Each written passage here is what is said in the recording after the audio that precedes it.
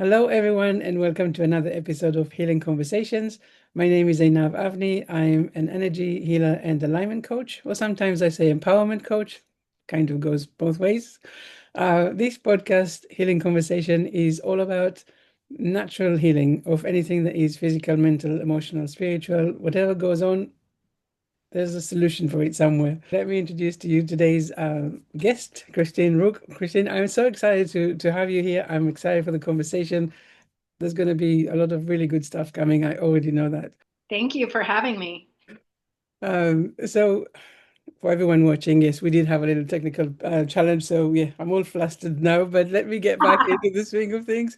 And Christine, tell us a little bit about you. I'm really excited to have you here. Thank you so much. I'm looking forward to our conversation. Yeah, my name is Christine, and I am a holistic transformation guide, helping women with multiple sclerosis like heal truly authentically. And yeah, it's my passion. It's my passion in life. That's amazing. And already you're saying things that a lot of people with MS would say, well, heal MS, same in the same sentence. It's already quite curious for some people. So tell me a little bit about that. How did that come about this that you can make that statement so beautifully? Thank you. Well, I've had MS for 20 years. I was diagnosed in 2006. And I've been on this long health journey of my own healing path. And it's like, as you're probably super well aware with your clientele as well, it's like so many layers to the healing process. Mm. And it's almost like an onion, like you get to one, get through one healing path and then you're ready for the next layer and the next layer. And and yeah, I just feel like through my own 20 years of personal experience and witnessing how becoming more and more connected to the truth of the fact that we can heal our body, all healing is self healing, and that we really do have the opportunity to heal ourselves, and we really can do that. And I think that it starts with a lot of different things like your belief structure, alignment. Alignment is huge. And yeah, I feel like a lot of people would think that like either I didn't really have MS, which isn't true, or they would think like I had some sort of like secret sauce. Like they were like, oh, I can't do that. Like whatever you do, I can't. And that's absolutely not true as well. And I just became more and more passionate about like looking into what it really is that facilitates an authentic healing process, and how that really comes about comes from within us. And through years and years and years of work, I want to inspire other women to be empowered to live in the fullness of themselves, in the fullness of their health, and take back their authenticity and be more in alignment with their truth and heal from the inside, and all of that, all of those fancy words. But it really is a process, and it's a beautiful process, and it really does work. It really does. You And, can really heal yourself. Right, you really can. but this you're already saying really such important things like you can't do it. If one person done it, then then other people can do it. That's a statement that I kind of say a lot, and people are like, exactly what you were saying, right? They start bringing it to their own journey and their own lives and thinking, yeah, but you can do it, but maybe I can't. And like you said, Yeah. starting to doubt if your diagnosis was real and all of that, which is, I Yeah. imagine, very frustrating. But that thing, how do we get that? How do we help people get to that place where they recognize that actually they've already tried, the normal, Western medicine route, because that's what people usually do when they first get diagnosed. So they've already done that. How do we help them see that there is another way, another alternative that actually, like you say, it works? Well, I think probably maybe you would say the same thing with your work as well. It really starts with your belief structure. And it at the end of the day, it's like what do we really believe deeply? Do we believe in our deepest hearts and our truest sense of self that this is something that two things that not only we truly want for ourselves, deeply, deeply want for ourselves, but we truly trust in ourselves that we can do it. And so I think it's really about the belief structures that we have in place. And I think that in a lot of ways, like the mainstream pharmaceutical interventions for multiple sclerosis, well, first of all, nobody really believes that you can heal yourself from it. This is a condition that you will have forever. And I think that it starts with feeling this disempowerment, because you've given your power over to the pharmaceutical companies and the doctors and the neurologists. And this is, by the way, this is not to knock anybody who is pursuing that path, because it's all a journey and there's nothing wrong with any part of it. And it is all how we start to walk the path to coming home to ourselves. So there's nothing wrong with that if that's where you're at. I think it's just more a deeper sense that there is more to life and that you are worthy of the healing process and that you truly want it for yourself. You have this deep belief and you're willing to do what it takes to get into that space of alignment wherein healing actually comes about naturally. To me, it's really music to my ears.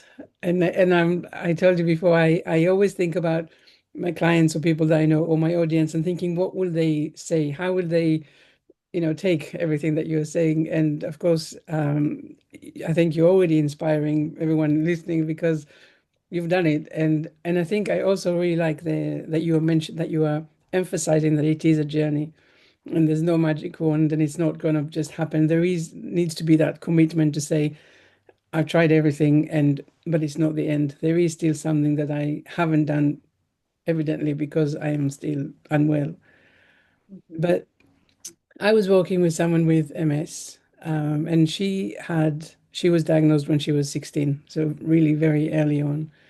And when we worked on it, we looked at her life beforehand and all the trauma that was in her life, and really kind of really could really see it very well. This was her body saying, actually, I can't do this anymore. I have to have some stability. I have to have some change from everything has been going on, throughout. And it was really interesting that she was able to understand that, of course. And then there was a place where she felt stuck because she was like, okay, I'm done, going back into the past. I'm done, finding emotions that were, trapped because of all of these events. I'm done with that, and I really want to. But how do I then move forward? And that's a question to you. How would you move forward with someone like that are aware and very open to all of that, but feel like, yes, what next? Yeah, well, I love so much of what you said because first you hit on something that's super important that I think is missing entirely from the care of so many people's illnesses, right? But while we're talking about MS specifically, is like you touched on this idea with this young girl about like these traumas held in her system. There is nowhere in the mainstream system or even a lot of alternative care systems where we go to that space inside of ourselves and we recognize that this is about recreating a relationship with your nervous system.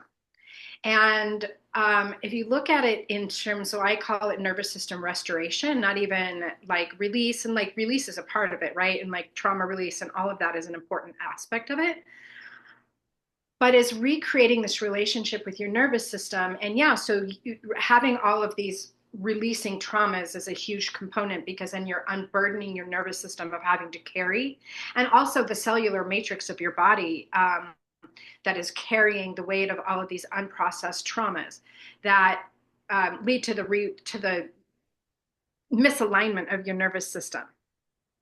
But I would say building on that, and this is something that I really loved so much about the process, and I lived this so deeply myself, is like recognizing how those past traumas actually you create your own relationship with stress, and you create your own relationship with inviting in different ways of living that keep your nervous system imbalanced.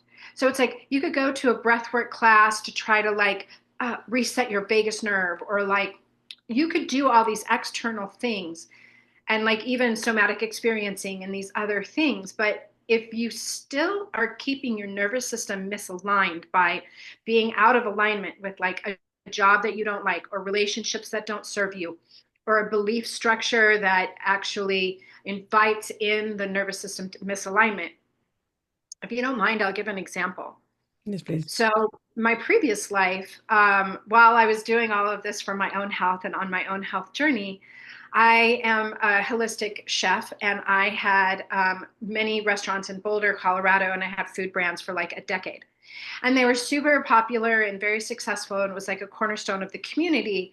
And I'm stating all that because I was completely disconnected from the fact that my chosen profession was in service of keeping my nervous system dysregulated all the time, 24 hours a day.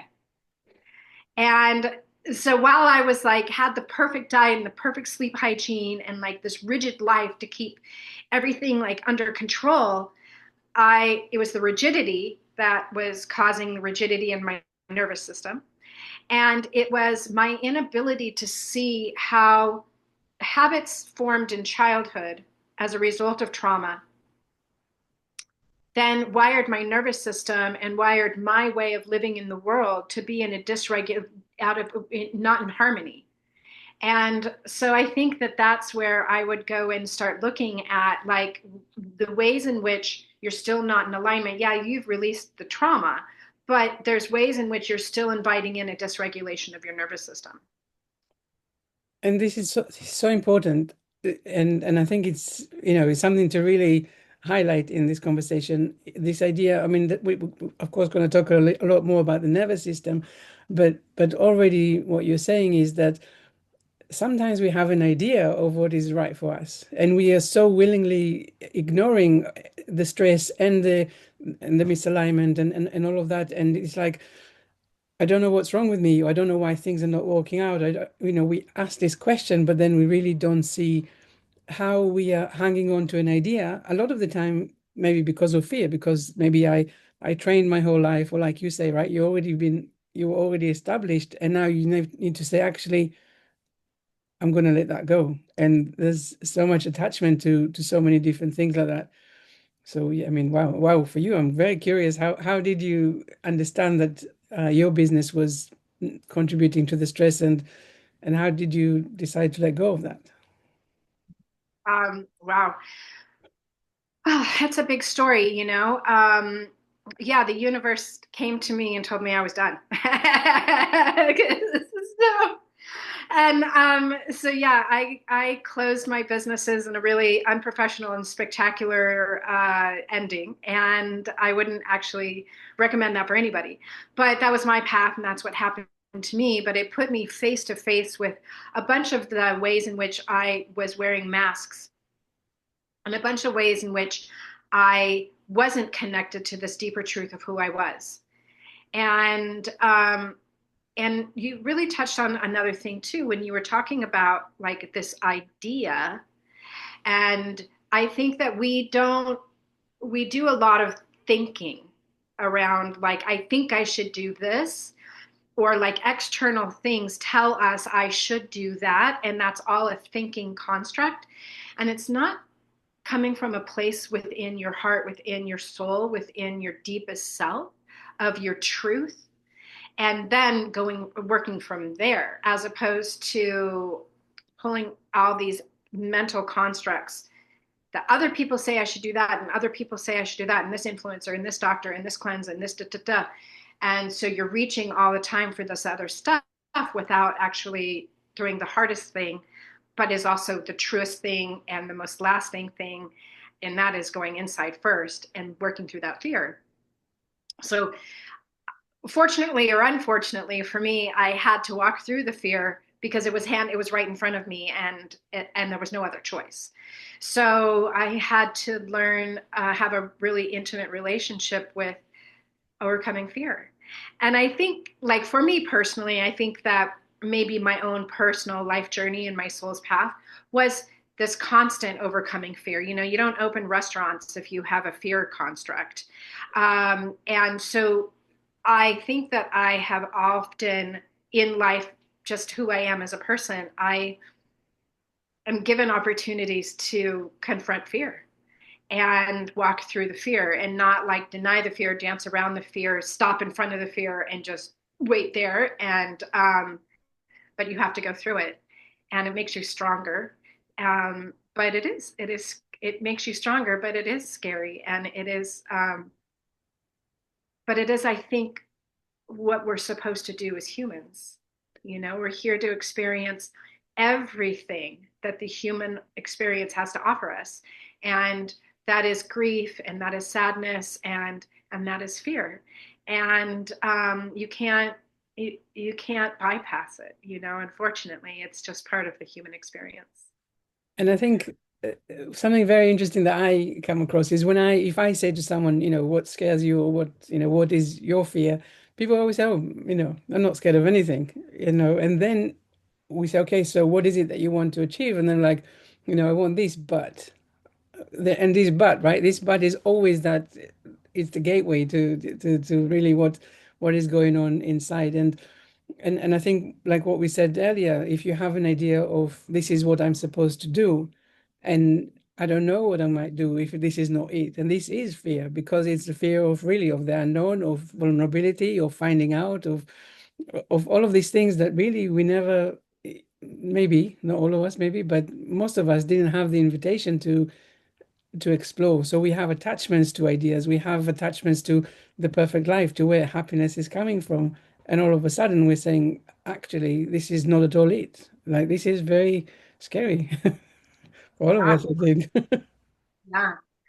Yeah, what you're saying is so important and it's so true. And I feel like that's maybe where the container within which I work with women is all about nervous system harmony, and it's about limbic resonance, and it's about holding a container that allows a woman to explore all of these facets of themselves and walk through the fear, and it's being held in a place with full allowance, full love, full acceptance. There are no mistakes. You're not doing anything wrong.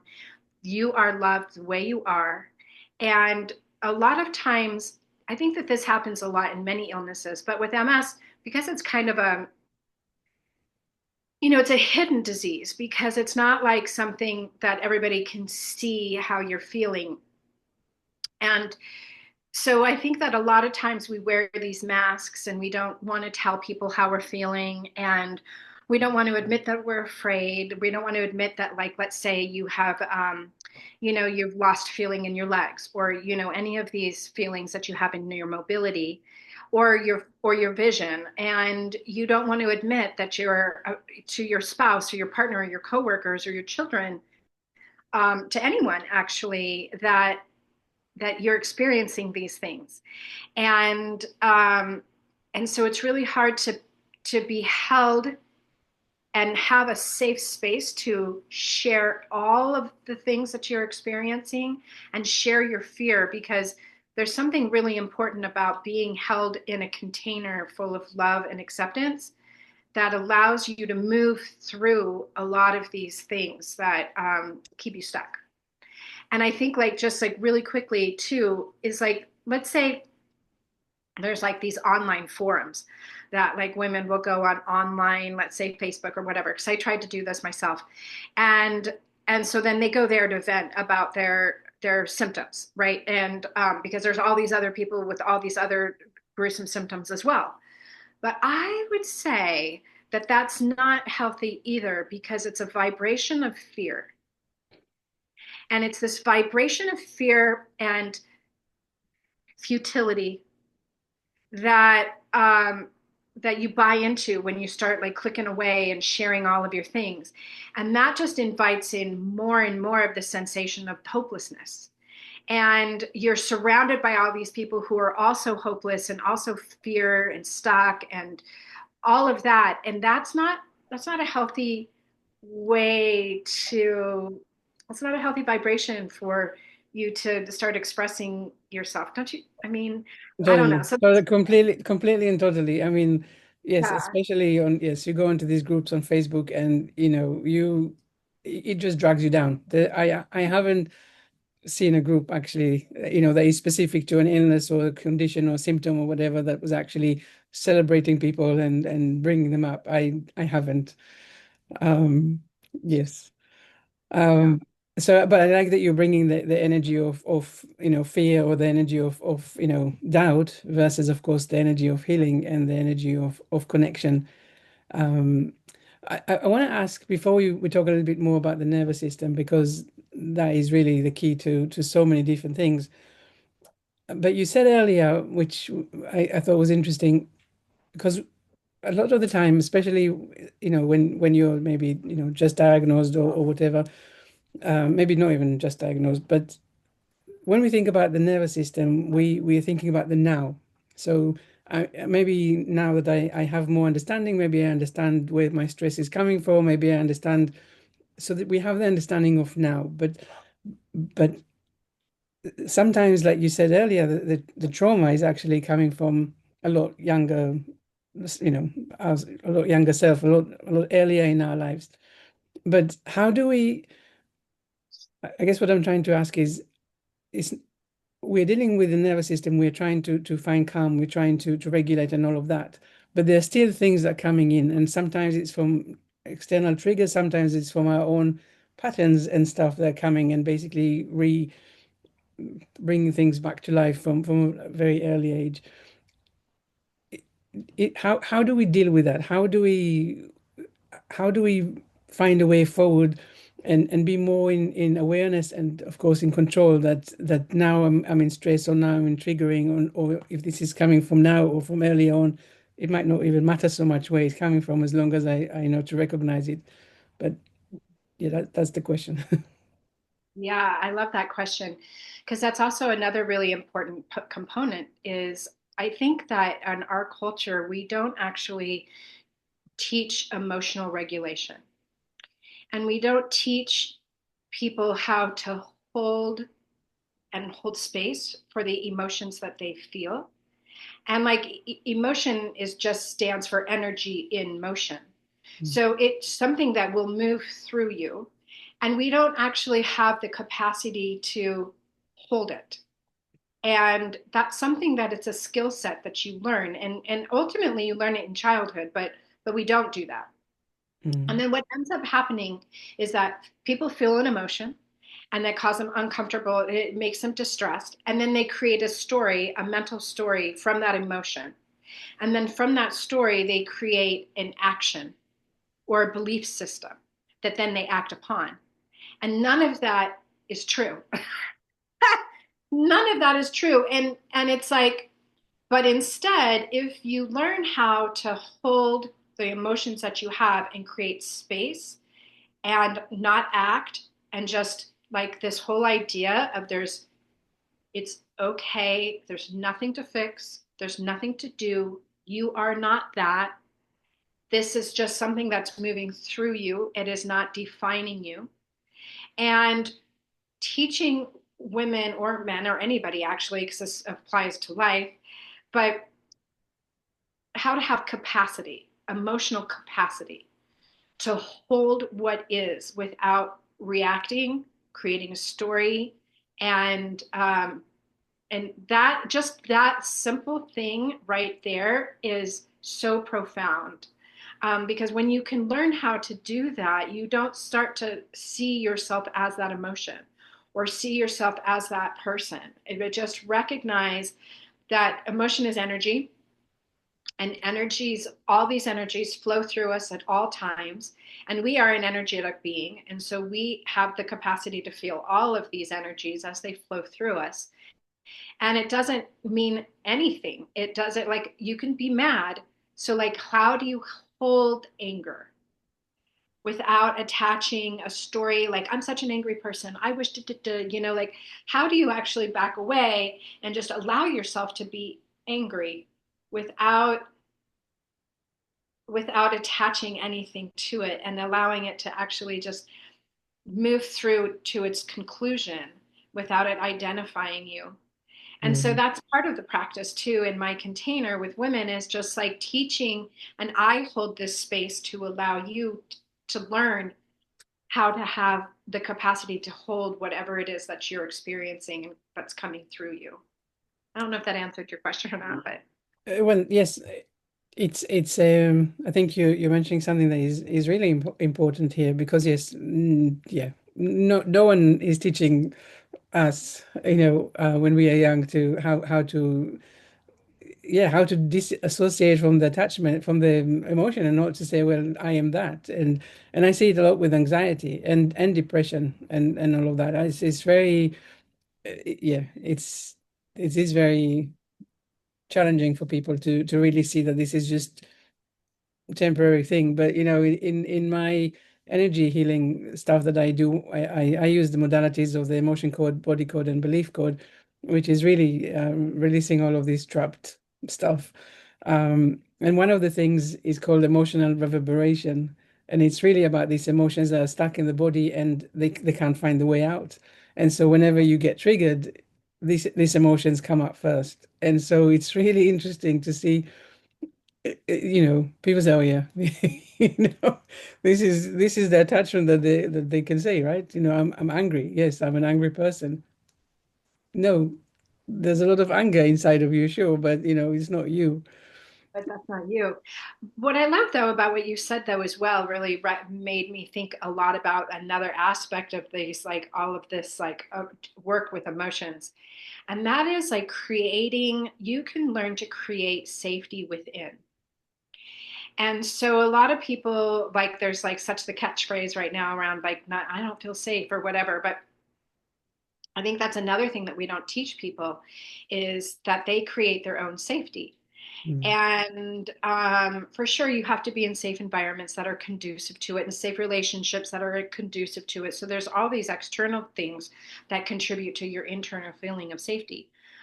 But that's where building strength and building resilience and building capacity, all of those things lead to internal feelings of safety. And and when you start to feel safe internally, you start to build your capacity for that. And that grows and grows and grows, just like a muscle or any other skill that you learn. And you recognize that then you do have the ability to manage these things because you feel safe inside, like you're building your own sense of safety. You say that, and it's funny because I feel the safety. I feel that allowance, or allowing to be safe. It just, I don't know. It's interesting to notice. But let's talk a little bit about the nervous system. I know that more and more people really they're aware of the nervous system. The more and more they're aware of having a, dysregulated, is that the word, dysregulated nervous system. Yeah. And so they use the right terminology to kind of explain how they feel. Um, but then it stops there. So they don't know how to bring it back to being regulated. They don't know how to keep it going in a regulated state. I don't know. Maybe, of course, we don't have to have a regulated nervous system the whole time. I guess that's the point of the flight or fright, right? I mean, it's there for a reason. But how do we explain to people about the nervous system, and how do we explain, or how do we, yeah, explain when what happens when it's out of sync, out of work versus when it is regulated? Yeah. That's a good question. I think for me, what is important in this conversation is I think that that is a new way of looking at things. People don't recognize that it is about creating a relationship with your nervous system. It's like let's take a different tack, like creating a relationship, like let's say with your gut, and like you're going to take care of your gut, you're going to heal your gut, you're going to eat foods that are good for your gut. Like that's something that's almost tangible because you know where your gut is, and you can do tests to measure your gut permeability and your microbiome and all of that kind of stuff, and so it feels like a tangible. And I think that the nervous system is a little bit more esoteric because we can't like find it, and it's it's all of us, it's in us, it's outside of us, it's all parts of us. And so it is a little bit more of this interesting idea that you can create this distance and look at your nervous system as something that you can hold. And I like to call it like thinking about your nervous system like a newborn child, like an infant, like the baby that's just been born. And you want to do everything you can for this newborn infant. You don't understand it. You don't understand what its little cries mean. You don't understand anything. You just know you want to keep it loved, warm, fed, and you just want to give it love. And over time, you'll learn to recognize the language of that child. And then that child will begin to trust you, and then you'll begin to trust yourself and your parenting methods. And it's a process that grows, right? And I feel like that with regards to the nervous system as well, that in creating a relationship with our nervous system, then we're learning to trust our nervous system as it's telling us things, because that's ultimately the whole thing with MS, right? It's a dysfunctional, dysregulated nervous system that's crying and screaming out for attention. And so, if we can actually take a step back and realize that it is within our control to respond to what our nervous system is trying to tell us, and then just like any positive feedback loop, the more you respond and do the right thing and take aligned action, then it feels that, and then it begins to trust you, and then you trust it, and then it begins to trust you, and you trust it. And it's very much like that as well. And I'll use another example going back to the gut and food. This is a great way. So like a lot of people will say, what's the perfect diet for MS? And there's a lot of food. I mean, diet is super important. You and I would both agree with that. Like for foundation of all human health is the quality of the food that you eat. But when it relates to MS, I think it's not about a diet to cure MS, but it's actually sending a really powerful sense of safety to your nervous system to allow it to rest and like be like, oh, I want to feed you just like we would feed our newborn infant. I want to feed you only the things that nourish you and make you feel safe, which is why we wouldn't spoon feed a baby like you know anything, any human food or things they couldn't eat. Like we're really cognizant of the exact nutrients that the newborn infant needs. And in the same way, like really looking at like how can we calm our nervous system. And food, you're eating 3 times a day or meals in between, and the water you drink. And so you're constantly in this relationship with your nervous system with the food that you take in. And so it's like if you can actually look at the food in your diet as an opportunity to nourish your nervous system and create safety for your nervous system, then your nervous system will begin to be like, oh, why, thank you so much. And it'll be calmed, and then it'll trust you because you listened, you respected it, you started eating to soothe your nervous system. And then I don't know, and then it's just like a dance, just like caring for that newborn infant. It's just a dance that unfolds and it continues as you begin to trust and listen to the messages and interpret the sounds and the noises and the symptoms as something that your body's asking you to take action on. And then when you begin to take that action and trust your body and trust those signs, as opposed to like, I don't know, I got to call my neurologist and figure out what that means. No, no, no, no, no, you don't. Your heart knows, your mind knows, your body knows. And and so then yeah, it's just like a dance, and it just starts like that. So that's what I think. I think it's interesting because a lot of people, well, of course, some already started to make this connection, but a lot of the time people will say, what's the connection between foods and illnesses? At least a lot of the doctors that I've heard of, they seem to say that. But of course, yes, food does, it impacts our stress levels. If we have too much sugar, right, there's going to be a hike and a deep and all of these things. So I just want to briefly say, yes, the foods that we eat is definitely important. And uh, yes, there is something to talk about that for sure. Um, I guess I want to ask a question, and it's about MS. And I know someone. I was interviewing someone with MS once, or she had MS, and she got better with cell transplant.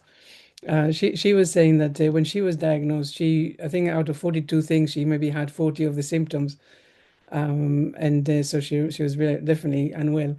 Um, so one of the things that I come across in my walk, and it doesn't have to be MS, it's about anything that people are experiencing. They, we will have a session, and then they will say, "But I'm still feeling the symptom." And that in itself, of course, going to start bringing more stress and more doubts and more of all of this situation. So how again, really, do we? Because I know that if it's in the mind, it's in the body, and I'm not saying it in a disrespectful way at all. I'm just saying this is how it is in the way that I believe. And so if it's still in the mind, it will still be in the body, and also it will take the body some time you know, to learn that this is no longer how it used to be.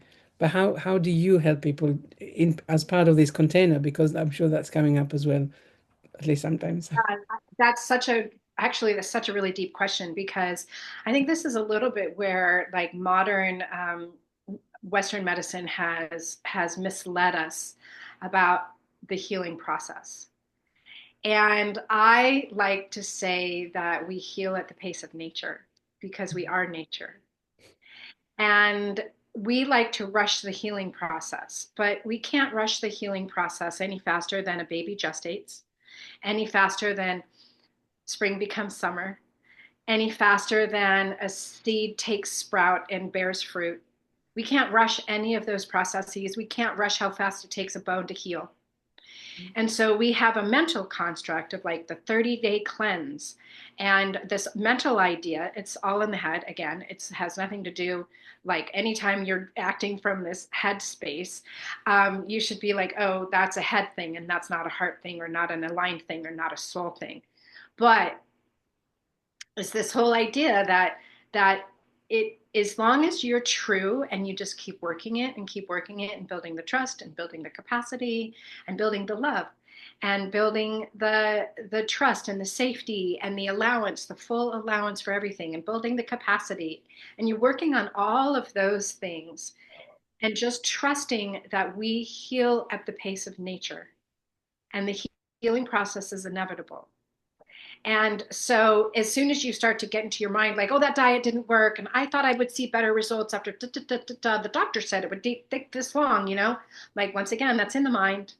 That's not your body. That's not your nervous system. And also, as you're talking about like somebody who is a deeply dysregulated nervous system, like this woman who had all of these symptoms, this is a deep dysregulation. So there's so many layers of healing that have to be gone through in order for the truth to come out and the alignment to happen and then the healing to start to like take place. And so there has to be an allowance by the person who has this health issue that they have to really appreciate and hold space for themselves in the healing path and recognize that it's a journey and there is no destination and you're not doing anything wrong and you're not failing yourself and you're actually giving yourself the biggest gift by just being able to hold space for all that is within you and just trusting the process. I think it's I mean it's wonderful what you're saying, because I think really when you feel, if someone feels the pain or the discomfort or the symptoms or whatever, if it comes up, then that's really your sign that you are out of regulation and you're out of maybe alignment, or maybe you are in fear, or maybe you are in your head, and really taking that, experience or sensation to give you a hint that actually there's, some deeper walk, some breathing, or whatever is the tool that they want to use at that point. But to use as a reminder that this is, that something else is needed. So kind of, I guess, yanks you into remembering, into this awareness that you are on a healing journey. But I guess it's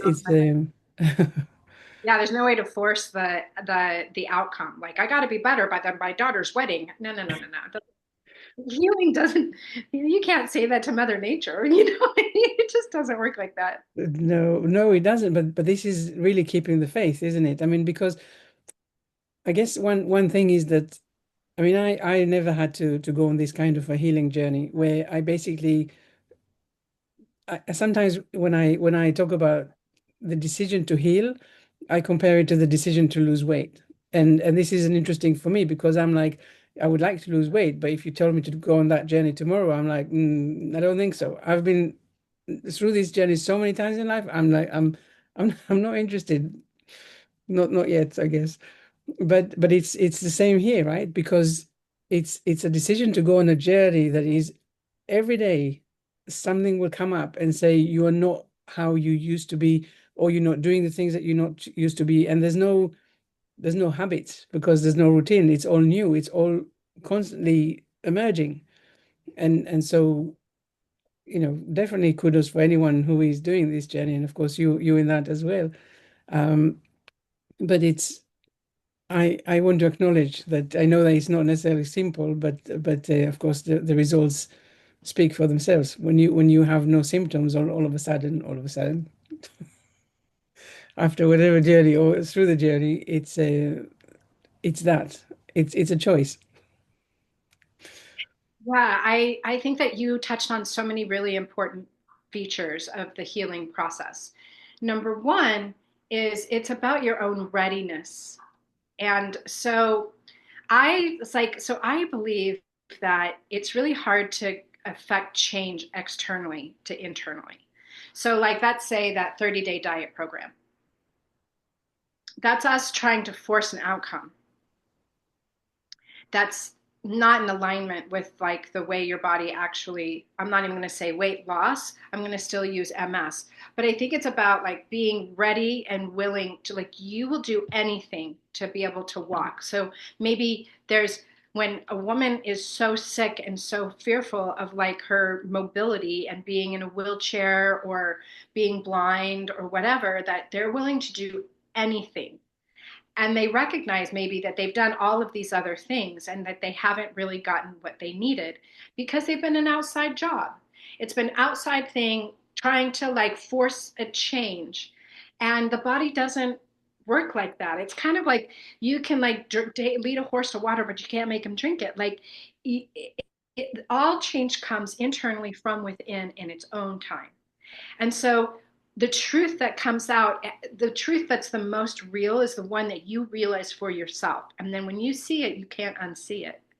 And that's different from like, let's say, like reading a diet book and being like, oh yeah, I think I could do that for 30 days and remove all these things from my diet. And that's sort of like this forced construct of like, that's at odds with the way the body really works, whether it's losing weight or healing from MS. And so I like to tap into that as well, as like try to get away from these mental constructs.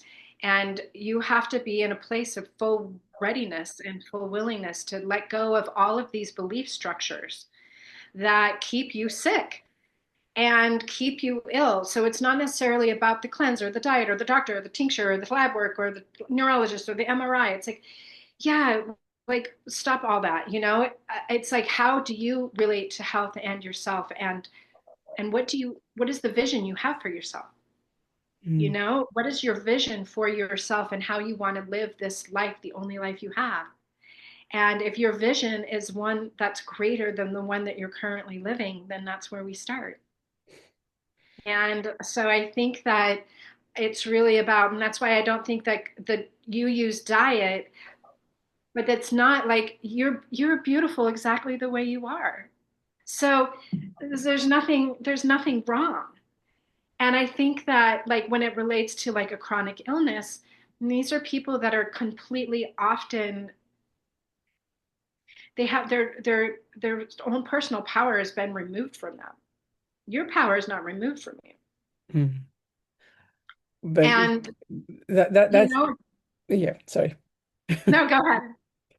I was just this was exactly what you're saying is what I so for a while I was like doing energy healing for chronic conditions, chronic pain and illness and stuff. And then I came across that thing of, yes, that's exactly what you're saying. It's an inner job. And unless you really want it, I can't help. Whatever I do, I can't help if you don't want it.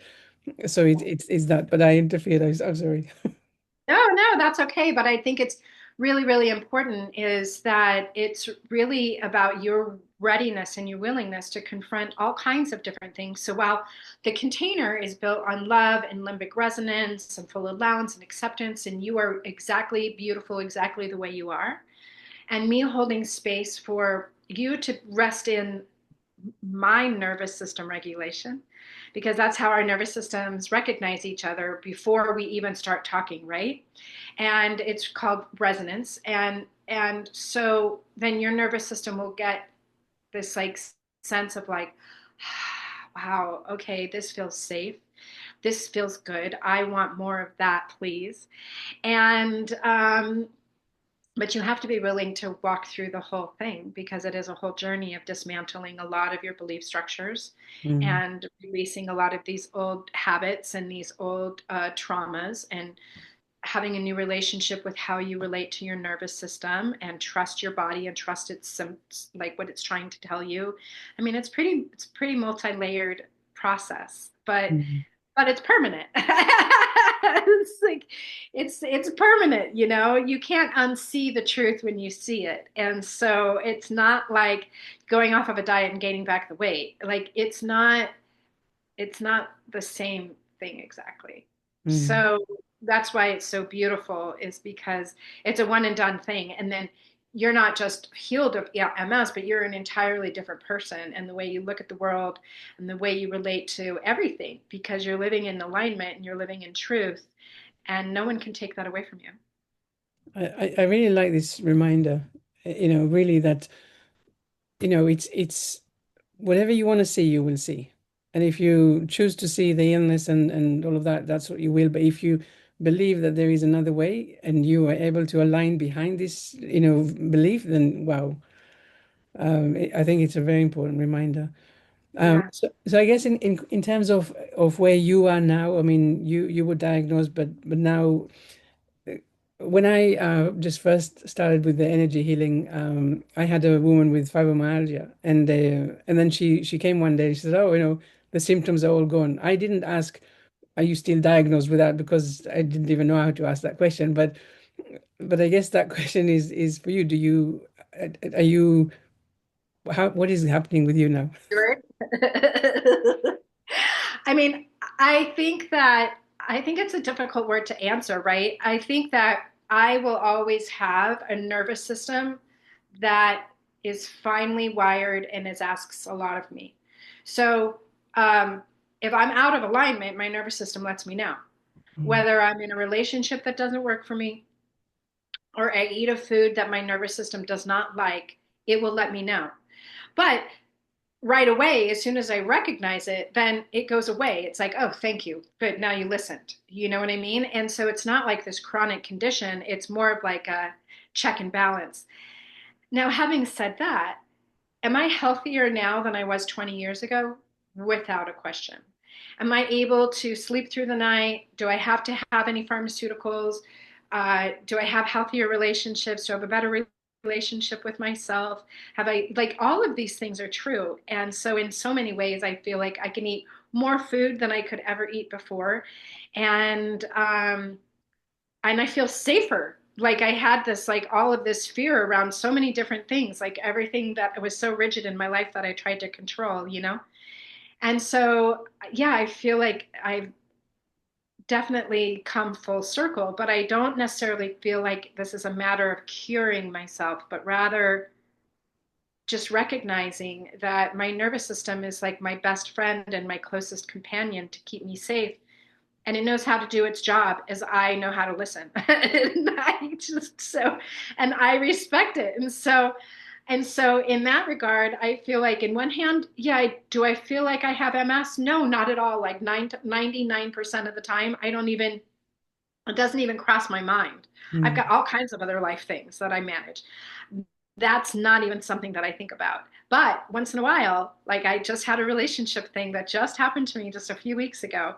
And I tried to like make make excuses for the circumstances and like, oh, it's okay, and I tried to be like my normal old self where I'm just full of love and compassion. It's okay, I understand. And then all of a sudden my legs were like, and I just had all of these MS symptoms in my legs, which is my primary symptoms. And but it was like so shocking and it was so sudden, and it made me go, wow, okay, like that is real. That is real. That is my nervous system telling me that relationship is not working.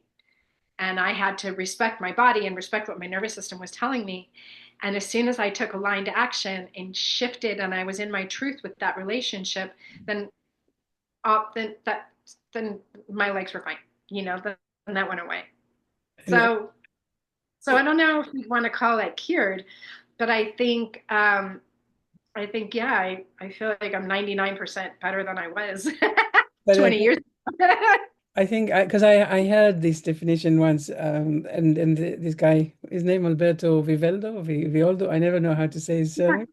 He was writing in one of his book that yeah, the cure is finding a cure to your situation, but healing is really where you bring your whole life, mind, body, soul into alignment. And yeah, so cured, do you want to be cured? No, you want to be healed, and it sounds like you have definitely achieved that. Yeah, I would say I'm healed more than I'm cured. Yeah, for sure. Yeah. Yeah. So Christine, we're nearly time to say goodbye, but it's been like, wow, there's so much that we could still, Yeah. talk about and stuff. But I want, before we start saying goodbye, I want to ask maybe more practically, or so people that listening or watching can know what to expect. How do you actually work with people that they come through your door? Yeah, like the actual framework Yeah. is the 9 month mentorship program, and we create a WhatsApp group, and we're in constant communication. You're constantly like leaving me messages, like whatever it is that's frustrating you, wherever you're at. Like I have no agenda. I have nothing. Like I'm just your guide, and I'm just meeting you where at every day, all the time. And you're always held in this container of love and safety and acceptance. And I'm meeting you wherever you're at, and we're talking through various things, whether it's an emotional experience that you're having and teaching you how to hold space for yourself to build capacity to allow that to move through you. Whether you are then all of a sudden, because in this process too, as like there's all these layers. So then all of a sudden, old memories could come up, old traumas could surface that need to be seen, that you kind of pushed down and you weren't able to express or feel before. You didn't have the capacity, you didn't feel safe, you didn't have the container in which that was allowed to surface. And so then that will come up. And then I'm here for all of that as well, because there's a lot about the witnessing and the observer effect that is in this container as well, is you verbally stating what's happening and stating it out to the world, and then me verbally stating back to you and witnessing you.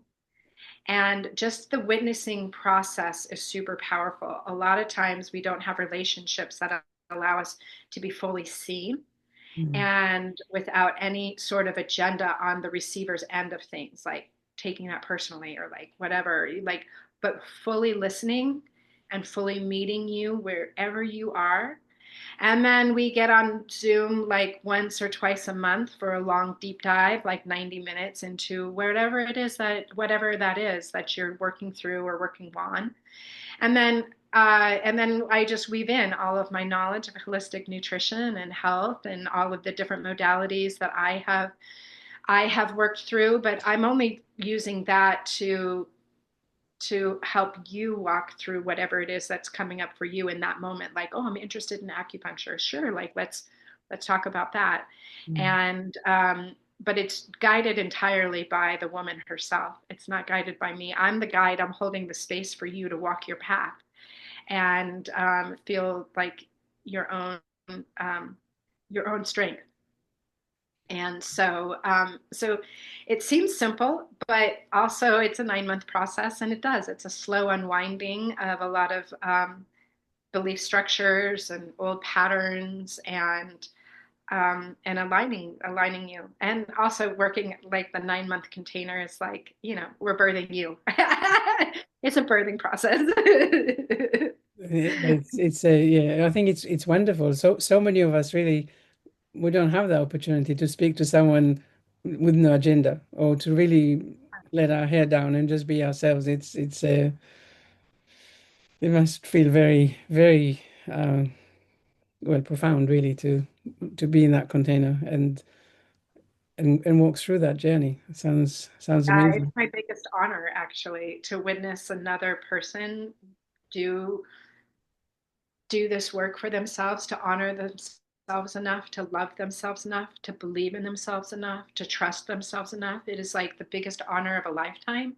Mm, And I can't imagine anything I'd rather do is to help unite women with like their ability to live in their fullest life, like the only life that they have, and like the beauty that comes from it, the freedom and liberation when they start to become more in touch and more in alignment. And then what ends up happening so strangely is that the healing happens automatically.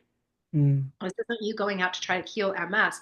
By doing all of this other work, the healing happens all on its own. And you don't have to go and try to like fix the numbness in your fingers. Like, no, that'll go away all by itself. We don't need to go do that.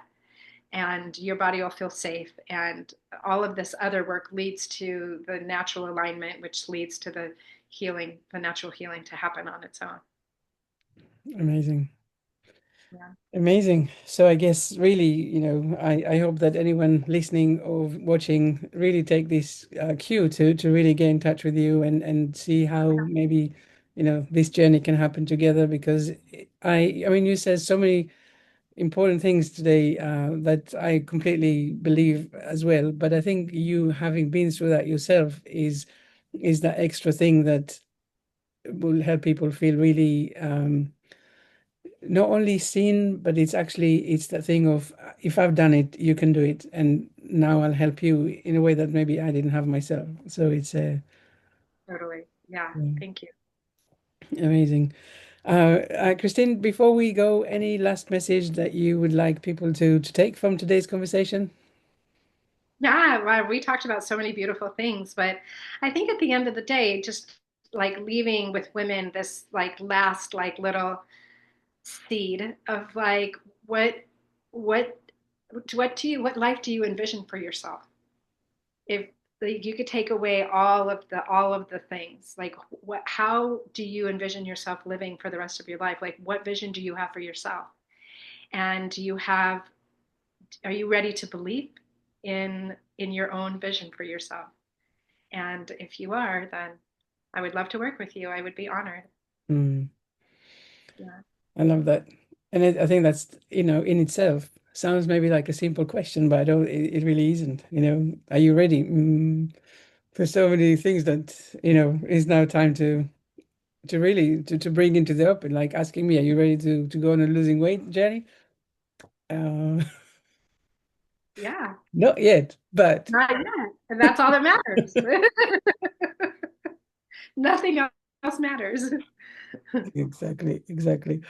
So, so for everyone listening and watching, all of Christine's information is going to be in the show notes, and so you are very welcome to get in touch, ask questions, and see where it takes you. But thank you Yeah, everyone for being here with us today. Thank you, Christine, for being such an amazing guest, and I thank you appreciate it. everyone for being here. It was a great conversation. Thank you.